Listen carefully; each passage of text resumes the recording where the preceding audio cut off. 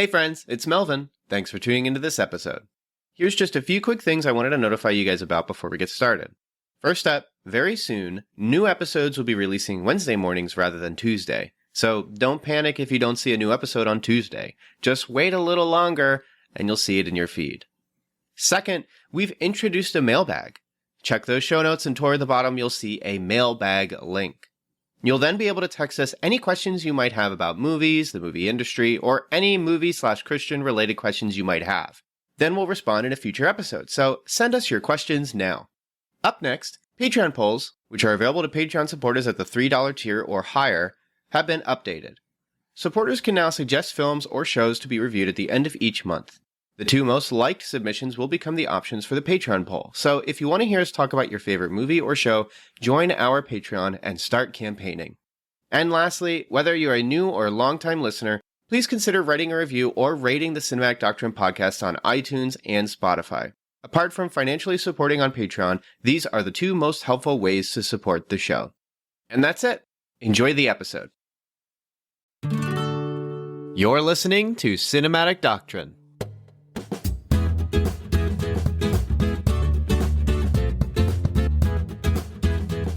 Hey, if you just press play, you just missed out on 50 minutes of probably some of the more interesting Patreon discussion we've had. I think the Nope one with our movies we semi-regret whatever was definitely up there as the top, but this one was pretty good too, where we talked about the Peacock streaming original movie from Blumhouse called They Them. They/them. It is a slasher, camp slasher. Kevin Bacon in a camp again. Very fun, very cool. But not the movie. That is not very fun or cool. And I watched it, and I get to tell you all about the saga of why I watched it and how I watched it and how we almost watched it and then we did not watch it and how that all went. Plus, I get to talk about the movie and why I find it compelling and interesting as a subject matter, and also why the movie's not very good. And Daniel asks questions and also tells me a bit about the online interactions for that. And then, as a palate cleanser, as I keep saying as it is, because it's still within the same vein, we talk about some Ezra Miller news, but not just news in terms of it being like timely so that you can only listen to it temporarily, but we talk about like at the time, as of August 15th, there is just 3 options about what's going to happen with the Flash movie and their new options, which immediately got me interested. So that's why we decided to commit to making these Patreon things really long when I continue to stress that it's really annoying because it's just so tiresome. But it was worth it. Yeah, also, Melvin and I got beef about.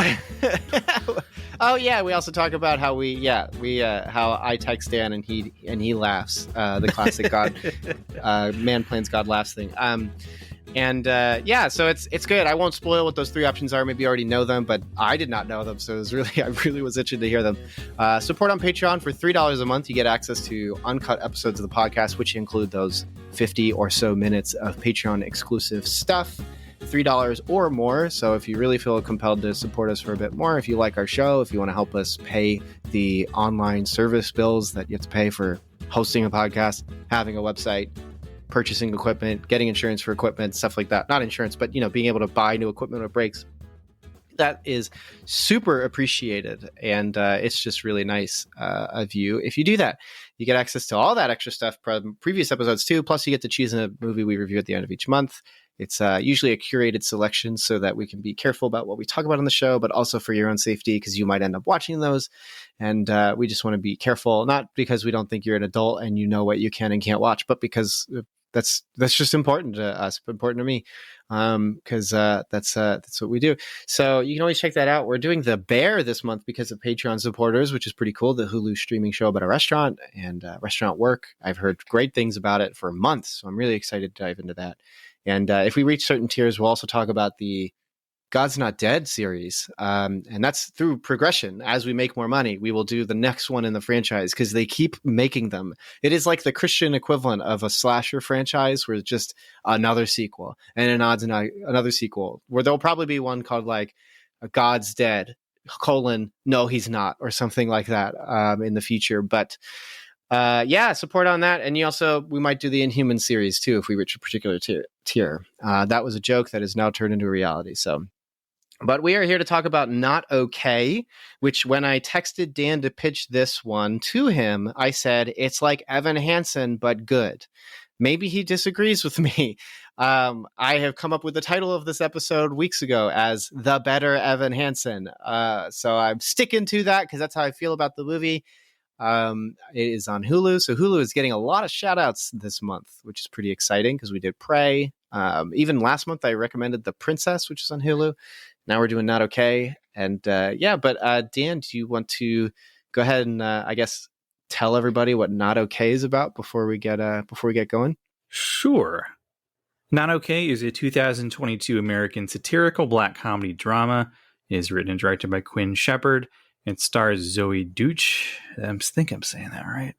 As a young narcissistic woman who desperately wants to be loved and adored by everyone, yet she is incredibly unlikable, as the opening disclaimer warns us of.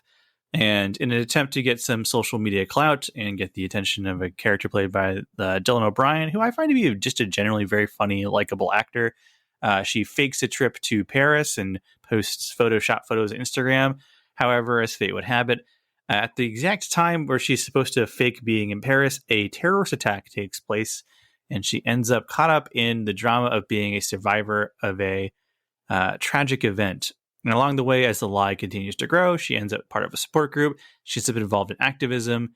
All the while, you're just waiting for the moment for the other shoe to drop, and she gets called out on her lie. The comparisons to Evan Hansen are self-evident with a few very important distinctions. The first is that Zoey Deutch's character is very clearly not supposed to be a character you enjoy or root for or like. Very unlikable character named Danny.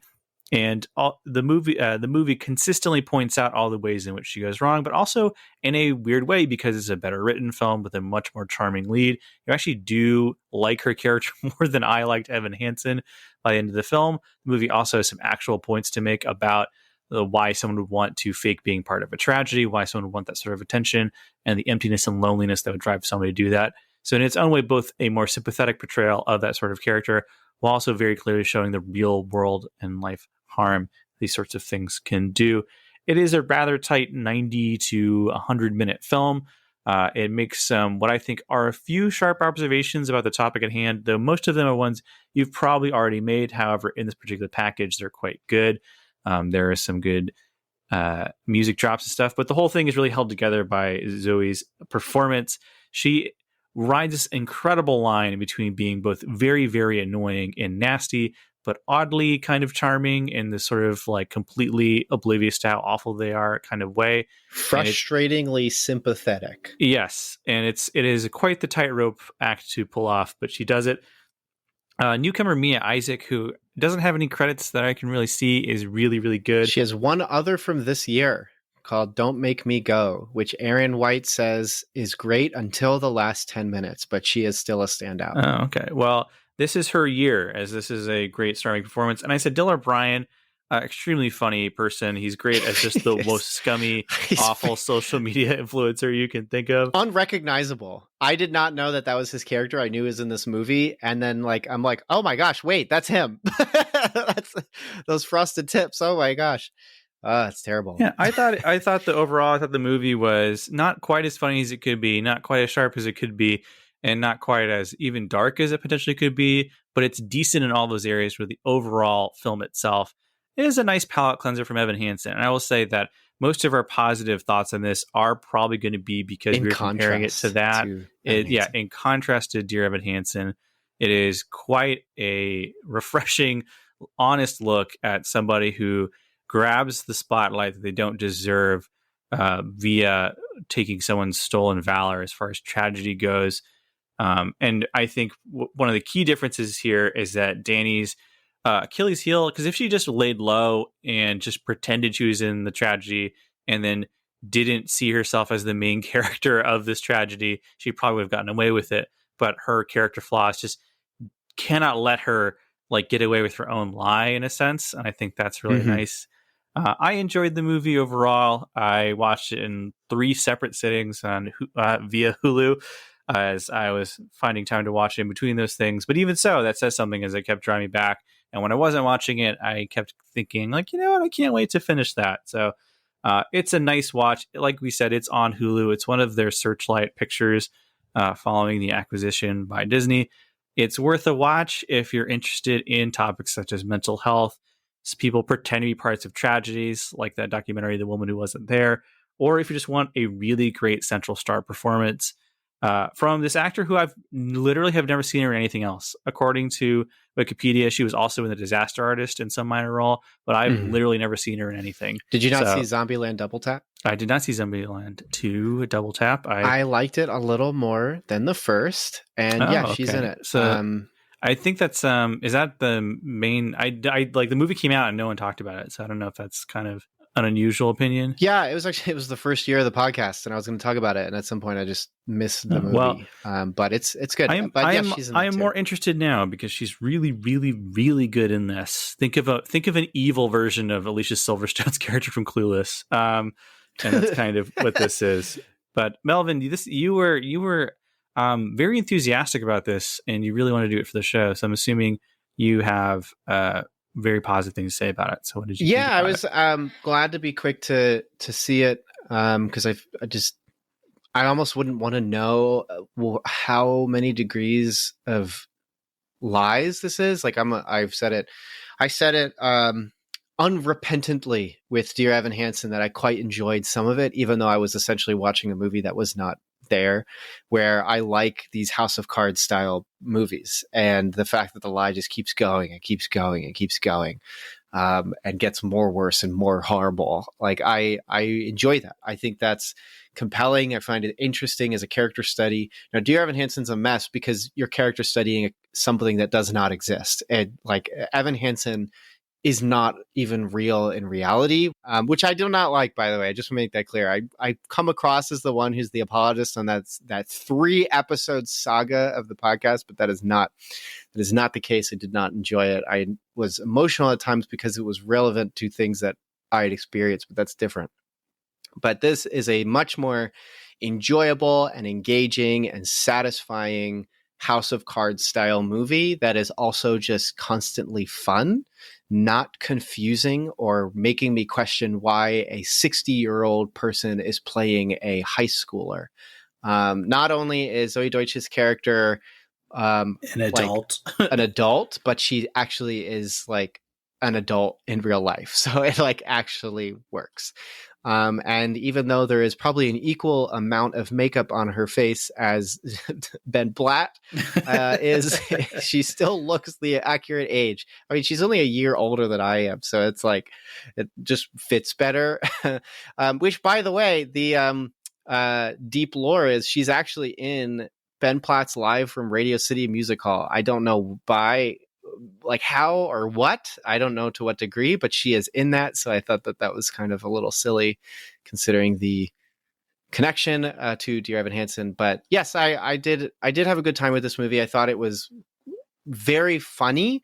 Unfortunately not very memorable because it's been about, we were going to actually do this last week. And so I had seen it a week before that. Now it's been 2 weeks. And I would say that a lot of the jokes aren't memorable, but were effective at the time. I liked the title cards. I'm a big fan of that trope in movies of using chapter titles and title cards to kind of detail what to expect or experience in the next set of scenes. I think some people might feel that that's cheating, similar to narration in movies, the equivalent of a show don't tell thing. But I think this is just how narratives work. You can be creative and do different things.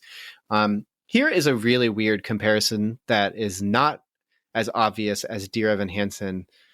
I thought that this movie, and I would love to just tweet at Quinn Shepard to see if this is true, and I'm sure I'd get ghosted and not get a response, but I was curious if this movie was somewhat influenced by Friday the 13th Part 5. I will not explain that. Do you know what I mean? I'll explain after, but do you kind of see what I mean with that? No.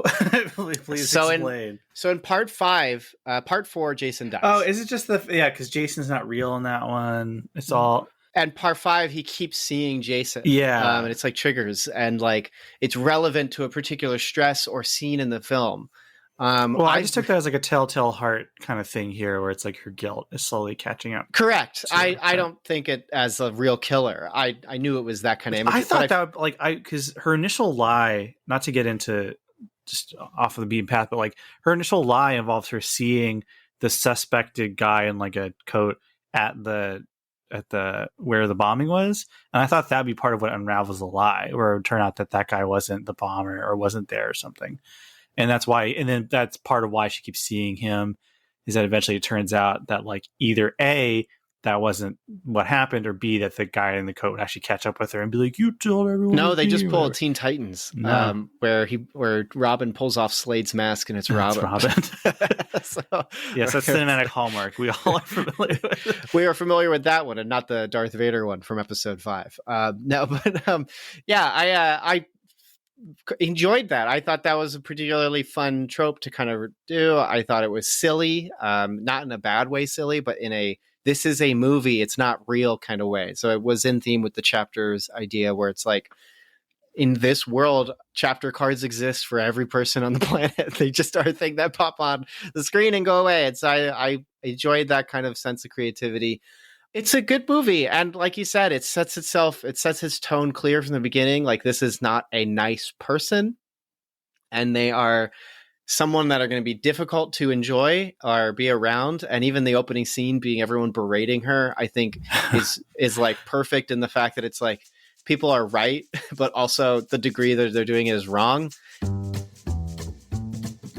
Hey there, it's your friendly neighborhood call to action. Just checking in on you. Hope you're doing all right.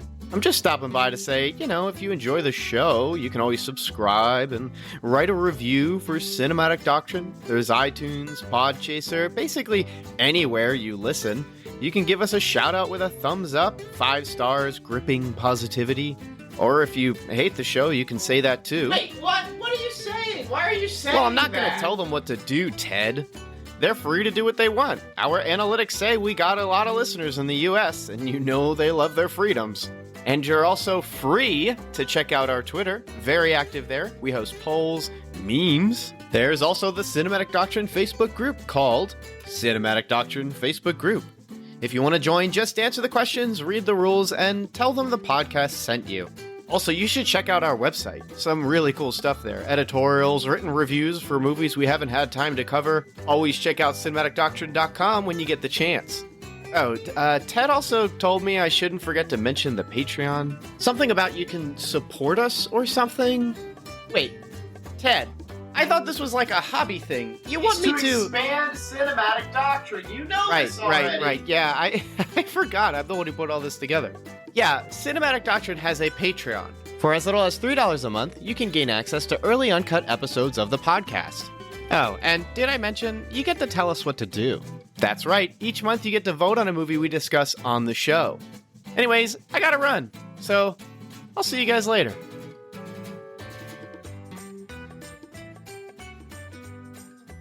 Yeah, the early interactions she has with like her coworkers, where she's saying all these like horrible, insensitive things, but she's so self-centered. She works at a place called Depravity, by the way, which and I thought like, was just good. she says she's envious of her gay coworkers because they have a community that they can be a part stupid. of. Yeah. Which really, it's stupid, but it sums up her character where like she just wants to be accepted by someone, right? But she also doesn't realize that like the reason that these people have a community is because they're a minority group and so, trying like, to survive. Yeah, it's not. So she there's all these moments where she says horrible, insensitive things to all sorts of people all the time, where she's just so like in her own little world, but she's very lonely and she really craves acceptance by others. But like she's blind to the fact that part of the reason that she doesn't have friends of any kind is she's so awful because to people, of her character. Where like Dope Ender from the Deadpool movies shows up as one of her coworkers and is like clearly is either like attracted to her or just wants to be her friend, and she just completely blows him off because he's not useful for her career, or he's not a famous like not good social media influencer, or maybe she's racist. I don't know, but like so there is somebody who does probably would be in her character when you really think about it. In a way where she wouldn't call herself racist, right? Like she doesn't consider herself racist, but and so it's like, but then she like grovels at the feet of Dylan O'Brien's character, like trying to get him to like her, which begins the lie. Which, by the way, I had finished watching The Outfit yesterday, and the two of them are also in that movie from this year. So they have, and they have good chemistry. They're really good in that movie, and together, they're not together all the time, but they're together in that a bit. So I will say the part of why I like Dylan O'Brien so much is like he tweeted, and this is funny because he's a guy in Hollywood. So in theory, he's supposed to be like networking and forming good relationships with studio executives and producers and stuff. And he tweeted like, when the Morbius got delayed, he's like, I hear the reason they're delaying Morbius is it's just too good. Like, we're not ready for how good the movie is. That's why they're delaying it. So did he start to be ready? Did he start the whole like irony wave? Maybe, but he was just trashing Morbius, like a big studio movie for no reason. That's like, great. Maybe he just had some really good contract with picture deal with some other companies, so he has to worry about it. But it's an amazing amount of trash to talk, you know. Yeah. For somebody he was in good Hollywood. He was fun in The Outfit. Nobody felt like an actual character in The Outfit, but that's not to say that it's a bad movie. The mini review of The Outfit, I really, really like The Outfit. It feels like a stage play, very, very much a stage play of a whodunit with some mob stuff. It's good. And if you like, I think his name is Mark Rylance. I know his last name, but the first name I'm not sure I'm positive on. But he's very good in this. And yeah, but the two of them are in that, so it was fun to see them having continued chemistry. I don't know which one was shot first, but yeah, and he, I guess, just likes really diving into roles because he's a completely different guy here. It is just terrible. It's terrible, but yeah, they really, really dive down on how not good she is. I actually, when I recommended this to Stephen McFerrin, he texted me, was like, I hate everybody in this movie except for Mia Isaac. She's great. Like, and not the acting, the characters, because they're all just really quite insufferable. Now, obviously, there's some secondaries that are fine, like the friend that is interested in Zoey Deutch's character, and the other journalist that probably would do well to just release would have done well to release the article anyway, because it would have looked good for their career. But it's a good movie. Let's just, I don't want to even waste time on this. How do you feel about this in comparison to Dear Evan Hansen? Because for me, that's what compelled me to want to talk about this on the episode. Like, I do think it's solid outside of that comparison. So if you're somebody who's like, I agree too. You don't need to watch Dear Evan Hansen to find Not Okay better. Please don't watch Dear Evan Hansen. It's not amazing. Like, I'm not going to pretend like it's the best movie or anything, but it's a very solid little like black comedy drama, which they don't make those every day. So, you know, I think it's solid for that way. If you're somebody who likes kind of mildly mean-spirited comedy, but with a lot of the jabs aimed at the central character, who is also the most mean of the characters, so it kind of doesn't feel bad. And recognizing that, or suspecting that, you know, that this is the point. Like, it's not, because you're right, the comedy can be a little mean, but it's mean in the sense that it knows that this is like a caricature of a type of person and stuff. So it's pointed at like it feels like some. This is the caricature of the person who likes Dear Evan Hansen. Well, yeah, does that mean? I know that's definitely mean if I say that. But. So I will say, like, so yeah, in comparison to Dear Evan Hansen, I think that the movie is much sharper with its social commentary. Like, one of, I think, the key moments that really helps sum up the tone of the film is that for the basic premise beyond what we said is that when this character fakes coming back home from Paris following the terrorist attack, they previously tried to get an article published called Why I'm Sad, which one of the things they lament is the fact they weren't here for 9/11. Yeah. So she feels like she missed out on a shared experience of the shared trauma of 9/11, which is an awful sentiment to hold, but she holds it sincerely. So she then wants to say she wants to write an article about her experience at the Paris attacks. But obviously, since she wasn't there, she doesn't really know what to. So she goes to a support group for like trauma victims to take notes on like things, which is so like mean. But like inadvertently, while there, she actually does start to bond with other characters, namely Mia, who is a school shooting survivor and advocate. And so she picks her brain for help. And one of the things that's effective about this movie is she begins to form an actual friendship with this other character, and in a way that feels more real than all of the weird fake friendships that Evan has, partially because like you very distinctly get the sense that what Danny is doing is very deliberate. Like, she's specifically there to like glom off these other people and like take notes on them. And she even plagiarizes Mia and what she says. Yeah, so like she asks Yes. Mia for advice, and she just verbatim repeats some of the things she says in her own article about her own experience. But simultaneously, you can also see why this would, for her, transition into the first like real friendship she's ever had. So like you get both sides of what's happening. And she publishes this article, and while you hear her voiceover reading her like plagiarized / like boilerplate Instagram psychology, you see that Mia is having like a difficult episode because her school is having a lockdown drill, and she's like starting to get emotional, starting to cry. And this is happening while you hear Danny's like self-serving like hashtag I'm not okay kind of thing. Yeah. Mm-hmm. And then she even texts Mia like, hey, could you please retweet this? And so it's like that right there does more to like stab and poke holes into the whole like horrible, tepid like mental health awareness stuff in Dear Evan Hansen than anything else. It's much sharper. Down to the fact that they do a montage of people reacting to the article, just like in Dear Evan Hansen. Just like in Dear Evan Hansen, except here, it makes more sense because it's a viral article that was retweeted by a well-known like gun rights activist, and that too. Yes. And it's an article written in a real publication by an adult, and not someone crying and singing at a funeral. Like, it just makes so much more sense. Who let this old man into our talent show? Not to continue to beat up on this movie like so much longer after it came out, but like it just makes so much more sense. Part 4. The return, the Evan Hansen, Evan Hansen's. My God! Now there's 2 of them. It's like that Will Smith Gemini Man movie. The opening track is Bop. It's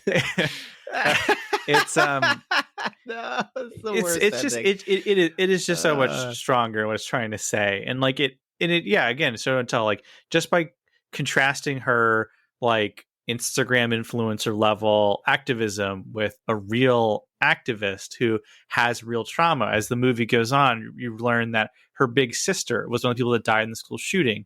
And so Danny's character starts to become like a surrogate big sister and has some genuine nice moments. Like there's a moment where learning how her big sister used to cheer her up before her speeches when she's having a moment of stage fright, Danny does the same thing to cheer her up. She, after going to a horrible influencer party, where Dylan O'Brien, he's just very funny to me in this movie, where like he has a moment where he's like talking to her like, if you're not doing okay, it's okay. Like I'll be there for you. Let's do these shots. Like, like that's his version of being like sensitive and supportive. And after this horrible party, she goes and joins like the support group kickball game, so there's moments where you see her humanity because she feels like a real character in person to the level that someone like her, who is like a caricature of a horrible internet person, could be. So you can understand why she would continue to perpetuate the lie. And when she does have, despite what the movie's title card says, her version of kind of a redemption arc, it makes sense. Like you do get a sense that her character has changed and grown from the experience. And when she is called out on her lie, you actually do feel like she feels bad about what she did, because she realizes how much what she's doing affects other people. And by having a real human connection, she realizes like, oh, like these aren't just things that people do to become popular. People actually go through traumatic experiences and feel pain. And there's a real cost to getting these platforms and having your voice heard. And while she is somebody who very desperately wants to be heard, but has nothing to say. Like she wants all of that. She wants to be told that she's interesting and introspective and deep, but she has no insight to offer. She wants to feel like she's overcome things, but she's never had any difficulty in her life.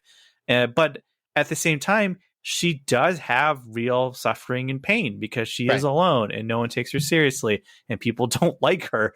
So like, yeah, so it's a full rounded character. And I think a lot of what I'm even talking about is it's both in the writing, but also in her performance. Like her performance really does a good job of displaying all of these things. So, yeah. And so like, and I will say like, they don't draw out they're the moment where she posts a horrible internet apology as a tradition for people who get canceled.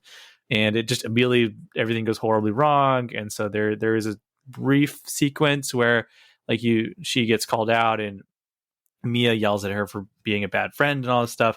And then you see her at a support group later for people who've been antagonized on the internet.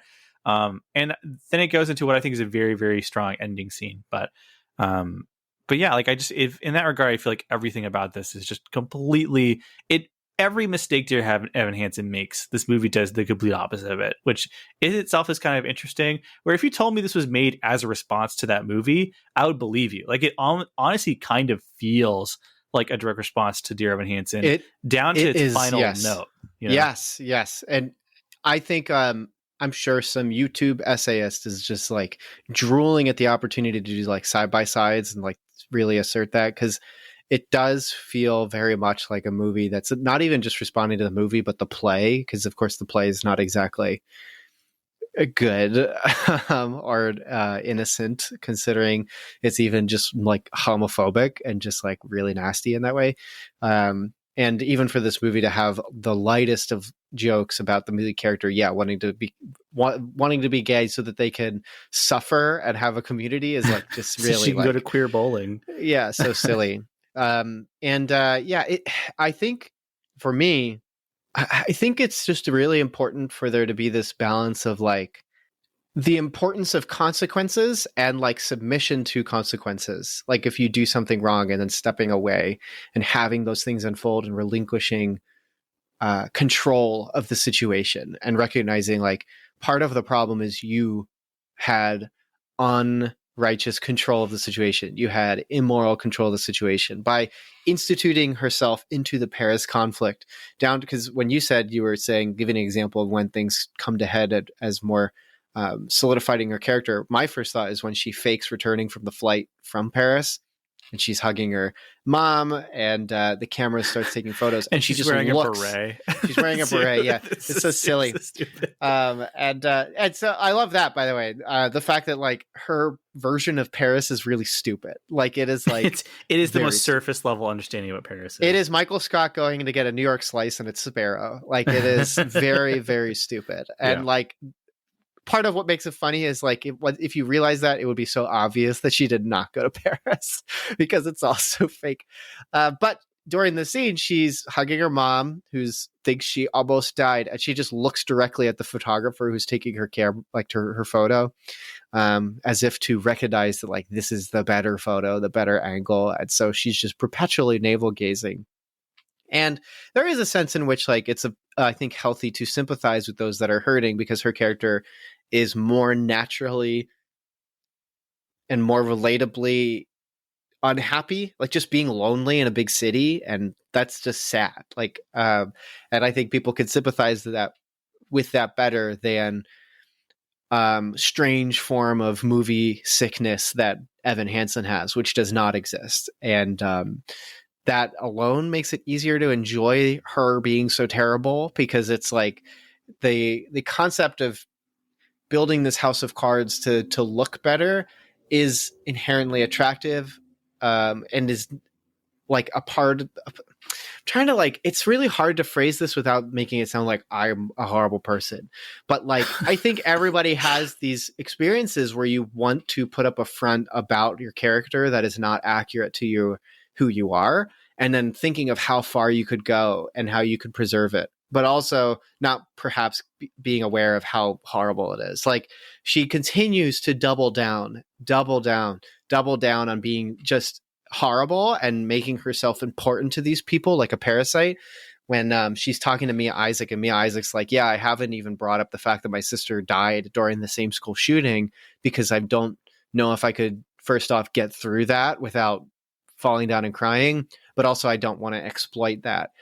And then the very next scene when they're going to do a rally together, she just says out loud, Danny just goes out loud saying her sister died. Like it's just like immediate. And like there you can see that she's doing it as a parasite, making it so she's more closely clinging to this character and being more necessary, but also preserving this lie by making herself more necessary to the person, not knowing that once, like, the truth is so much more powerful than a lie, that once it's accepted, it completely separates the two individuals, which, like you said, comes into an ending that's really good. And I think leaves it open-ended in a way that's healthy, which we can get into at the end when we get there. But I think all of that is much better to Dear Evan Hansen, where it's like the lie is so, I don't think, like, unrealistic to because, like, No, it's not an unrealistic lie, I don't think.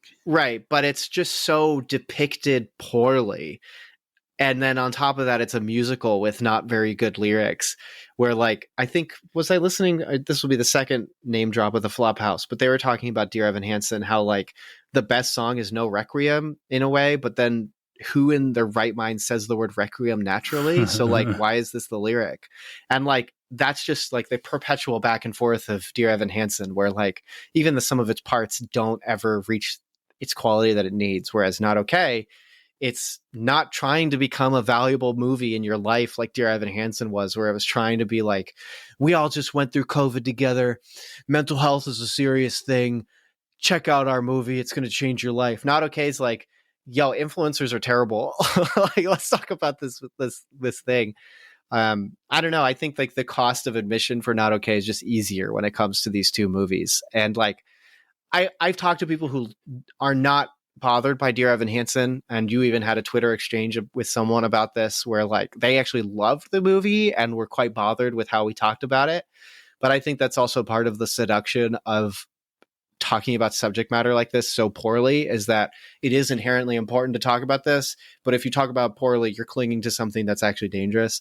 I don't know what you think about that, but that's kind of how I feel about this when compared to something like Dear Evan Hansen, apart from the fact that the movies are extremely similar. I think a big difference here is, like, this movie isn't trying to make you feel good about the subject. It's, like, funny, so I do feel good, but yes, it's not that. It's I agree. It's like Dear Evan Hansen is aiming for the big, inspiring. Like, the fact that, like, it's big. Also, that movie just feels cheap. I don't know if you felt that too, but Dear Evan Hansen feels cheap, and Not Okay is probably a lesser budget, and it feels more like a movie. Anyways. Oh yeah, in that way. Yeah. This movie, like, there's some actual, like, kind of, like, impressive, like, visual sequences. Like, they have extras. That's my favorite. Extras. They look like they shot on location. I don't know where they shot, but I think they might have shot in the same place that they shot for some of Gotham's stuff, or are they just in New York? I don't know. It's pretty though. They shot on location, and, like, there's a running thing where she has dreams where she's back in Paris, quote unquote. Right. Yes. Where she's essentially imagining her version of the lie / it's her conscience getting at her. And so, like, but there's sequences where she, like, one in particular where she, like, opens a door and she's in Paris, or what she thinks Paris looks like. And that stuff, like, the visually is just stronger. But yeah, Dear Evan Hansen is trying to be like The Greatest Showman kind of thing, where, like, his big song, like, look around, you know, that's supposed to be something that you and your buddies as young men tend to do, just drive around singing show tunes. But, like, you sing it, it's supposed to be inspiring. Like, it's kind of supposed to be, like, kind of like This Is Me, or even a big hit song from Frozen where everyone feels really good about it.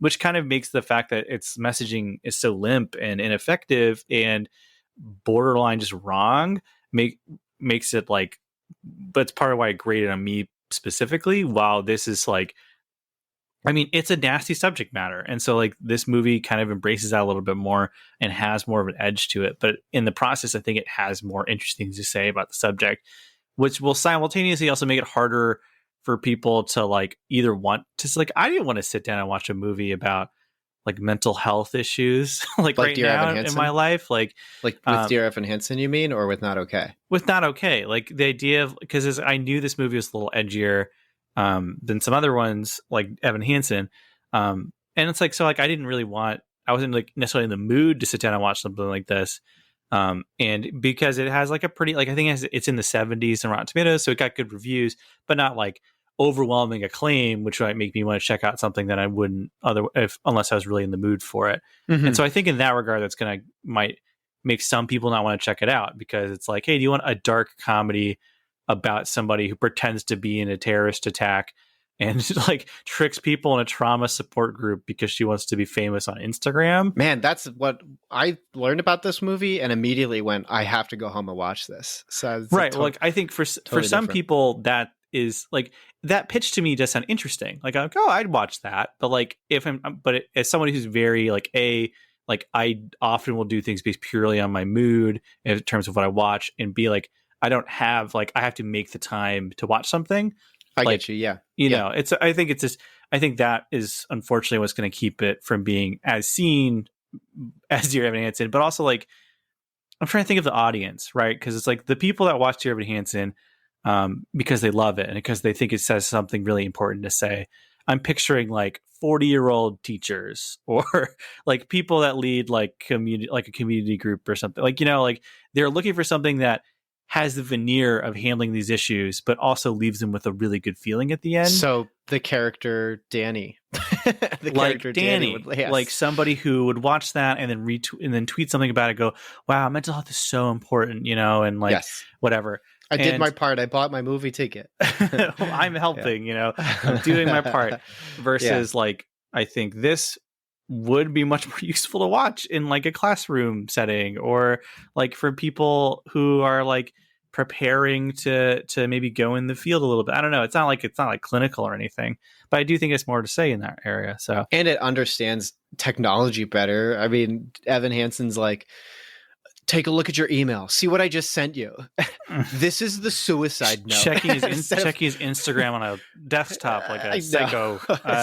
It still bothers me. Weird. It bothers me so much. Like, you cannot go 5 minutes of that movie before you're like, something's wrong here. It's like, really crazy. I know I'm getting old because there's what are apparently cameos in this movie, and I didn't recognize any of them. I have no idea who any of these people are. But like according to like influencers and stuff. Yeah, there's a few different points where she's either watching videos or she's in a support group for people who've been canceled online, or she's watching videos from like on her phone. And according to casting, like on IMDb and Wikipedia, it'll list people as themselves or himself or whatever. And like, I don't know who these people are, so like maybe I'm just getting old, or it's just a world I'm not familiar with. So, I mean, maybe the reason I don't like Dear Evan Hansen is because I see myself in these aging people trying to relate to the young people. No, I do not think what this secret 4th episode of Dear Evan Hansen is trying to prove to you. So I'm just going to stop you right there. It's not what's happening. But yeah, like there's like, you know, when someone's talking about like, we're thinking about creating a Snapchat filter that creates your signature like beret or whatever, I like had an actual good belly laugh at that. Like, the cynicism and darkness of that, of like, someone survived a terrorist attack, so they add their hat to Snapchat filter. That's the good stuff. Yeah. That's the good social commentary. Because what is the universal sign of Paris other than a beret and like spaghetti? It's so funny. Baguette. We gave you a Snapchat filter of a baguette on fire because it's the terrorist attack. I do like that some of the initial breadcrumbs that got her caught by her coworker are things like she doesn't know that the Notre Dame has been closed for years, which that was a famous incident where like it caught fire. So like even if she was like paying half attention to the real world, she would know that. Like the fact that like she like was like, oh, it was a sunny day, like little things like that I appreciate. I wish that my first thought was, oh, she's gonna get caught by weather. Like that is the easiest thing you can check. I mean, it's even a Tim and Eric skit, Dr. Steve Brule, yesterday's weather. Like, it's just like, you will find this out and you will lose. What are you talking about? But that's what I love, man. House of Cards. It's all good stuff. I really do like wish that. It was more of like that is the one thing I think on it. Because it's not that important to the story they're telling. Like, the actual story they're telling is more about Danny's relationship to these people and what she learns about herself and what these other people are going through, influencer culture, stuff like that. And what she learns about the suffering and trauma of others. So like the actual getting caught in the lie is something that more needs to happen so that they can get to the other parts of the movie. So I get that, but I do wish it was. I wish it wasn't just like her coworker went on her computer and saw that she photoshopped the photos. I wish it was a little bit like maybe one or two more scenes where like, because there is that one scene where she's just getting asked very basic questions like, what was the name of the writers group you were with? What did you do? What cathedral did you go to? Right. Like very like I maybe one more scene kind of like that would have been nice. But I do think, like I said, the final scene of the movie, I think, really does a lot to make the whole thing work, where she's planning on going to apologize because what's her name? Yeah, and so they tell her to make amends in the group, and she's going to what's her name? I'm so bad with character names.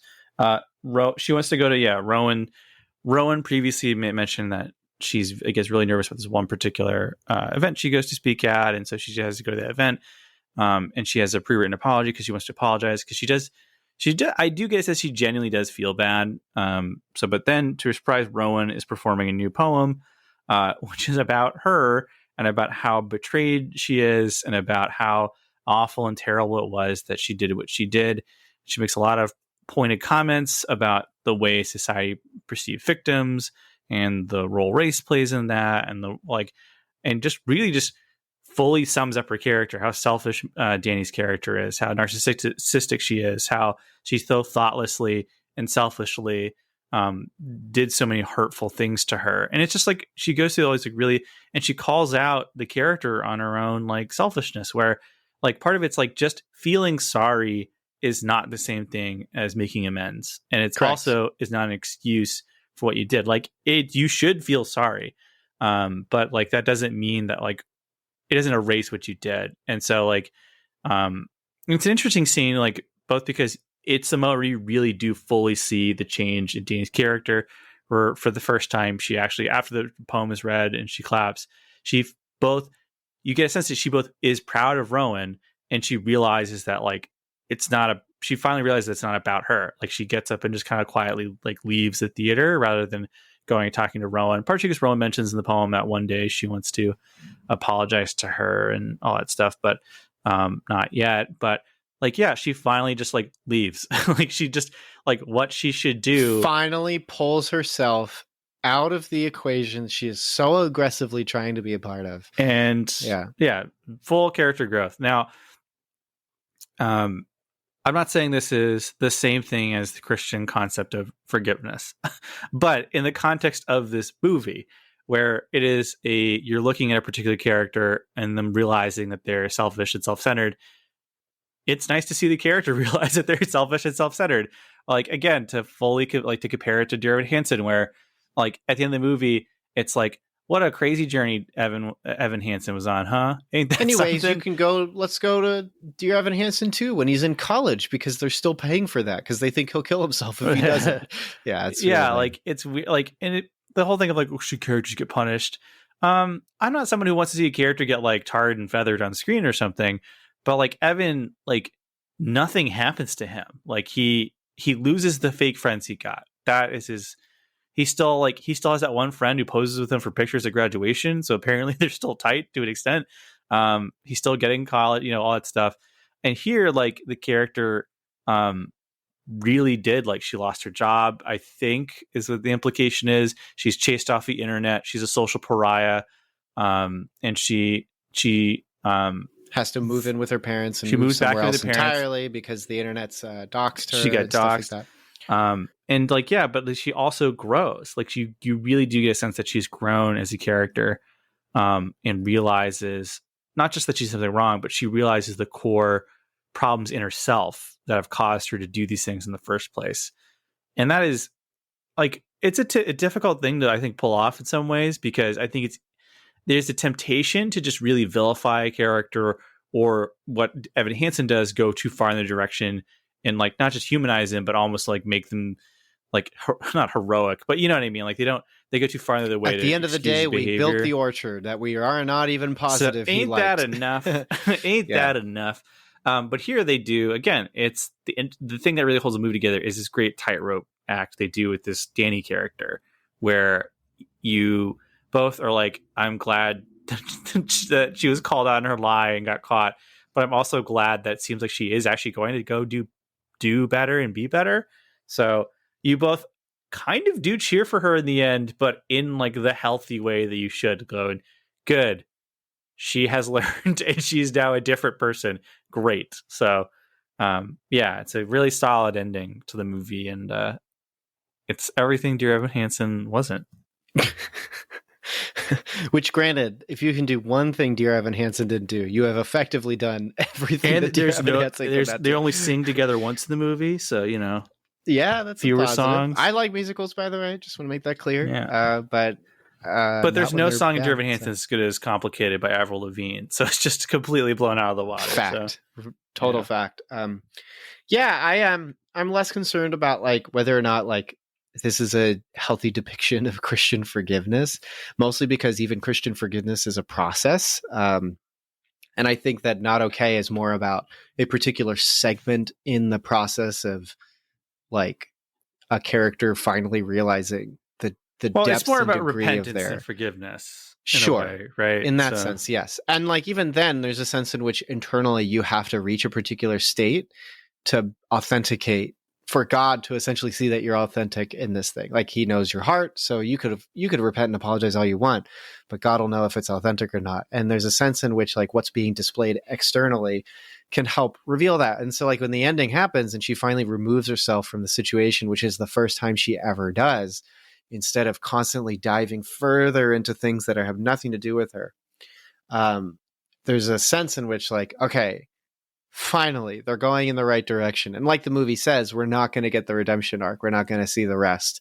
But there is a hope in the sense that we're getting there, or a satisfaction in the sense that there is like a hatred for evil that's necessary that Dear Evan Hansen did not have, where like Dear Evan Hansen kind of just ends with an ambivalence towards the horrible thing that Evan Hansen inevitably does by exploiting the death of a minor child of another family.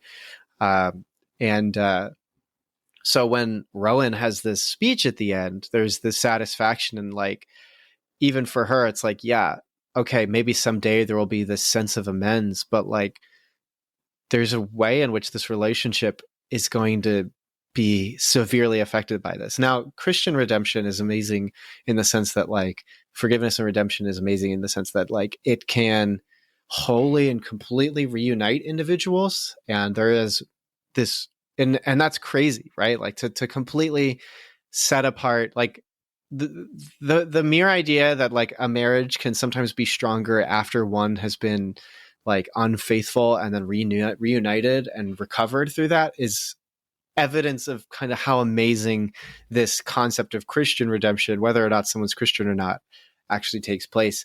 And like the movie though isn't really about that, because like you said, it almost does feel like a response to Dear Evan Hansen, where it's like this is a much more realistic depiction of suffering at the hand of someone who is so focused on themselves that they just steamroll everybody else. I mean, even the movie talks about how like by faking this sort of stuff, it really delegitimizes real suffering in these particular areas, and that's not helpful. Even if you have a platform, it's not good. It's going to just make it worse. And to really get to the end when the house of cards fall and you realize that it's been like 10 feet tall, that's like really worthwhile, as opposed to like the house of cards are falling, but these parents are so worried about your well-being that they're going to still support your college and help you out and be nice to you, and your pseudo fake girlfriend is going to go on a walk with you through an orchard that doesn't make any sense. It's just it's very much appreciated. And so for me, yeah, of course I get to the end and I'm, as a Christian too, thinking about like what would be the ideal healthy perspective, but it's also, the movie's not, I don't think, worried about that. And I only feel compelled to say things like that is just because like we are a podcast that's a movie podcast with Christians on it. And so there's Christians who listen to and are probably wondering what we think about that. But yeah, I don't really know if the movie's necessarily about forgiveness. It's more just like repentance and a self-awareness, because at the end of the day, like from the start of the movie, Danny was never even self-aware to like understand her situation. I don't know. Why didn't she just look up like meetups.com to like find a group of people who like influencers? There are meetups for magazines. That's like the weirdest thing, but there are meetups for magazines that like only a select few people read. But if you meet 10 people that like that magazine, you can have a conversation and you'll get to know each other. She's just so ridiculous and incapable of fixing her problem appropriately that it's just so wonderful to keep watching through 90 minutes to see where it goes. But yeah, I like the movie. I'm glad we finally talked about it on the podcast and that you watched it. I hope you enjoyed it, considering I was like, Dan, we got to check this out. It's the better Evan Hansen. It's the better Evan Hansen.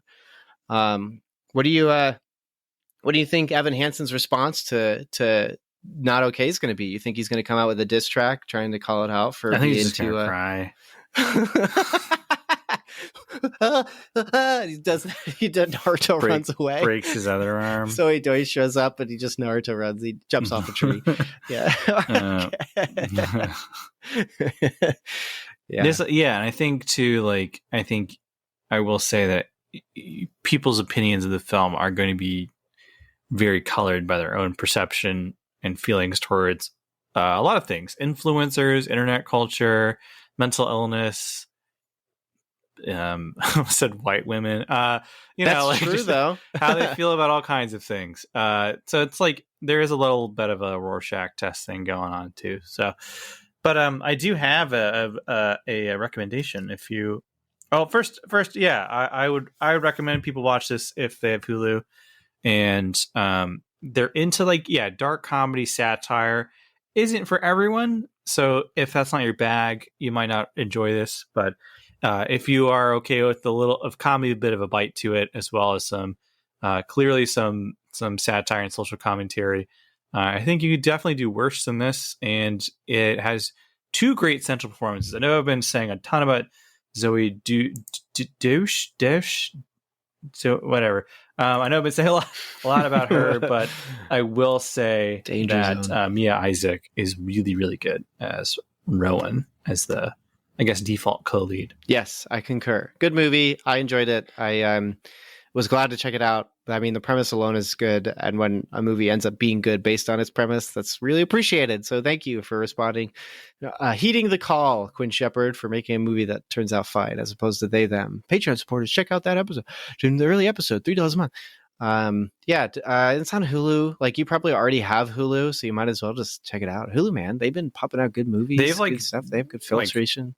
Who's been doing really good recently, apparently also with subscriptions. So despite my previous predictions that Hulu might get rolled into Disney Plus, it might continue to stay on its own, because apparently it also makes them more money than Disney Plus does, because there's like the ad tiers and stuff. So, and they started with ad tier, so like it's just normal. We just accept it. We're not bothered by it. Although I do hate ads, so typically for the bear, I think I'm going to be buying premium for a month just to get through that. But anyways, what kind of recommendations you got, Dan, for our listeners? For a theological recommendation, I'm going to recommend a 58-page book. It's padded a little bit because there's a whole notes section and a further reading section. But it's called Art for God's Sake. And anyone who listens to any of these sorts of podcasts, where any pop culture Christian podcast, either wants them to talk about this or is interested in this as a topic, which is Christianity's relationship with the arts and being artistic and making art. And Philip Graham Rickham, I've recommended his writing on the podcast before, as he writes some very good commentaries. He's the president of Wheaton College, well-respected Christian college. He wrote a 58-page book called Art for God's Sake, which very concisely talks about both the church's historical relationship with art, church's current relationship with art, the theology behind creating art, and why Christians should make art. And so it's quite good. You can probably get it very, very cheap. I got it for free at a conference thing, but I'm sure that if you go to the publishers, I mean, this is probably gets $5 or something. So I really enjoyed it, especially for the brevity of its content, but it's also very good content. So Art for God's Sake by Philip Graham Rickham. I'm just going to recommend people use Letterboxd. I just keep finding out about interesting movies through Letterboxd based on its most popular tab on the top, or by people I follow who I appreciate and like their reviews based on content and stuff. And very simple recommendation. I talk about Letterboxd all the time at this point, so it's good. And I like the fact that it's a super, super limited social media. you can only post when you watch something and review it. Now, some people cheat by going to there's a literal thing that's like watching paint dry, and that's kind of become culturally where you go to post about stuff that's just, otherwise, I don't want to affect my statistics on the website by doing that, but you can if you want. And it's a really enjoyable website. I browse it a lot. I sometimes will find a movie that is controversial or particularly interesting, and I'll just browse reviews to see what people think about it. While Dan gets Film Twitter's responses to stuff, I get Letterboxd's response to stuff. It's a very simple website. They did recently add adult films to the catalog, so I would just recommend keeping the Safe for Work tab on. If you have the app on mobile, it is permanently blocked, the covers for all of that, but on desktop it can be changed, so I'm just putting that out there. I wasn't super into that because it now means if I want to watch all of Wes Craven's movies, I cannot, because he directed an adult film very early in his career. So that's unfortunate, but I can proudly wear a badge of honor of 99% maybe when it comes to that time for watching his movies. But it's a good site, and like I said, I've been using it forever at this point, probably 6 years. Just keep using it. It's a great site. So letterboxd.com, link below. What's your fun reco, Dan? There is no fun reco. There's going to be a second biblical recommendation. That's right, folks. Double dipping. I'm going to recommend a book. So previously, I've recommended a book called "Grasping God's Word." I think that is one of the best introduction to biblical hermeneutics texts ever written, and it's extremely easy to understand. I love the way it's formatted. Both the authors are super knowledgeable. I'm going to recommend a book called "Let the Reader Understand: A Guide to Interpreting and Applying the Bible." It's written by Dan McCartney and Charles Clayton, who both Westminster Theological Seminary graduates, one with a PhD.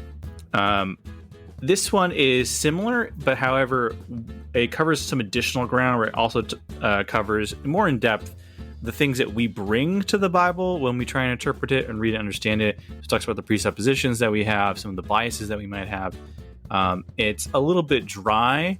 It's more textbooky in that regard, so it's less of an easy breezy read, but the actual contents are quite good. It's very thorough and in depth, so I think this is a good kind of a step up from that previous book I recommended. And if you were looking for the types of people that enjoy it, the back quotes include R.C. Sproul, Bruce Watke, and Sinclair Ferguson as people who endorse the book. And those are some heavy hitters right there. So I really have enjoyed whatever. I haven't read the entire thing yet for full context. I've read particular sections I was interested in, especially as I was recently doing some sermon preparation. But I've really liked what I've read so far. The information is very good, and it is super clear. So it is to let the reader understand. And I have the second edition. Thanks so much for checking out this episode of Cinematic Doctrine. If you enjoyed this episode, consider leaving a review and subscribing to the podcast. And as mentioned before, Cinematic Doctrine has a Patreon. For as little as $3 a month, you're opted into a once-a-month movie poll where you decide a movie we discuss on the podcast. There are other unique benefits that come with supporting the podcast, so be sure to check that out at patreon.com/Cinematic Doctrine. A special shout out to those who support at the Art House Theater tier on Patreon. Thank you so much, Mom, Dad, Melanie, Shirleyan, and Thomas. You guys are the best, and your continued monetary support is greatly appreciated. Until next time, stay cool. Want some Cinematic Doctrine swag? You're in luck. We've got 3-inch Cinematic Doctrine logo stickers exclusive for Patreon supporters. Perfect for your travel mug or laptop. Head over to patreon.com/Cinematic Doctrine, link in the show notes, and choose the Independent Theater tier. Doing so will net you other perks too. But let's be real, the podcast stickers are the coolest perk. So get yourself some podcast stickers by supporting on Patreon.